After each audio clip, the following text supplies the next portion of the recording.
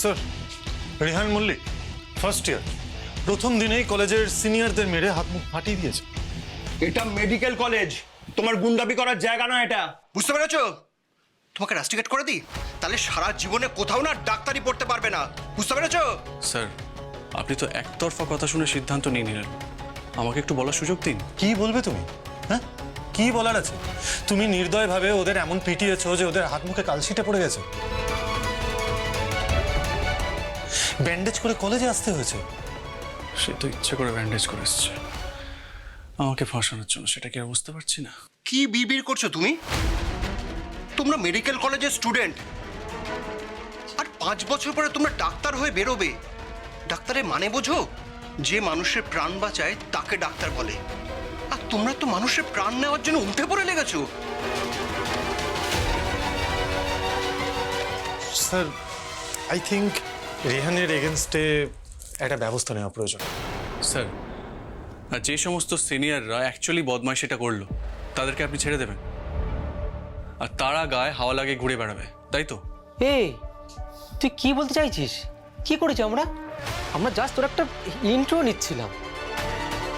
Sir, প্রথমত আমি বেশি বয়সে ডাক্তারি পড়তে এসেছি বলে এই কলেজের প্রফেসর এবং কিছু সিনিয়র আমাকে যা নয় তাই অপমান করছে। আর দ্বিতীয়ত, ওরা যে ইন্ট্রোটা নিতে এসেছিল আমার কাছে সেটা কোনো সাধারণ ইন্ট্রো নয়। ওরা আমাকে ক্লাসের মধ্যে একটা হাফ প্যান্ট পরার জন্য বাধ্য করছিল, আর আমি সেটা এন্টারটেইন করিনি। তারপরে ওরা আমার গায়ে হাত তোলে, আর আমি যেটা করেছি সেটা পুরোপুরি সেলফ ডিফেন্স। আর ওরা যেটা করেছে সেটা র্যাগিং। স্যার মিথ্যে কথা বলছে, স্যার ডাহা মিথ্যে কথা বলছে। ফার্স্ট ইয়ারে এতগুলো নতুন ছেলে মেয়ে জয়েন করেছে, আপনি ওদের কাউকে ডাকুন। কারোর সাথে কখনো এরকম কিছু হয়েছে কিনা? কাল তো ক্লাস থেকে সবাইকে বের করে দিয়ে আমার সঙ্গে এই ঘটনাটা ঘটিয়েছিলে। সাক্ষী কিন্তু অনেক আছে, ভুলে যাও না।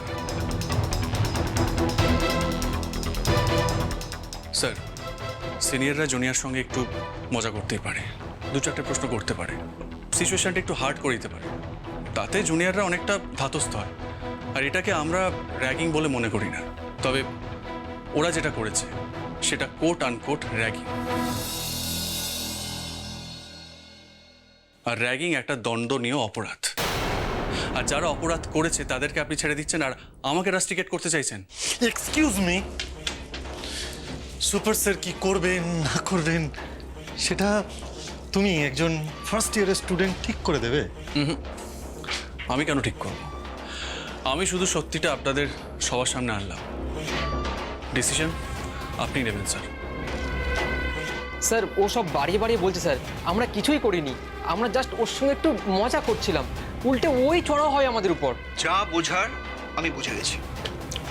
জুনিয়ররা এসছে, কোথায় তোমরা তাদের আপন করে নেবে, আর জুনিয়ররা সিনিয়রদের রেসপেক্ট করবে, হাতে হাত ধরে এগিয়ে যাবে, পরবর্তীকালে এক একজন জুয়েল ডাক্তার হবে, তা না আসার পর থেকে একটা অশান্তির পরিবেশ তোমরা তৈরি করে রেখেছো সবাই মিলে।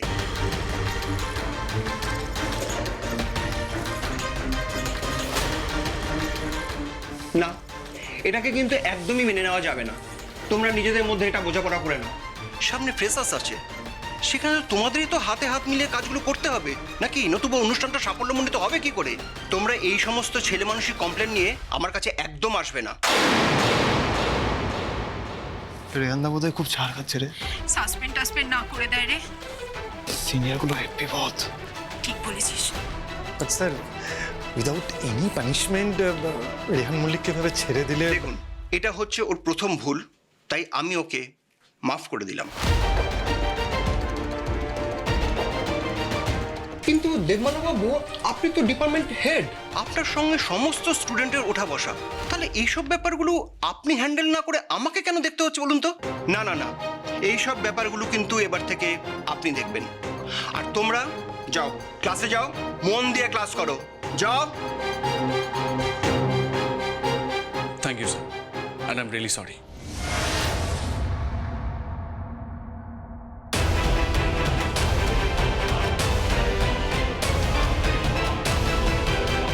রেহানদা, সুপার কি বললো? বললো যে ঝগড়াঝাটি না করে সবাই একসাথে মিলেমিশে থাকতে।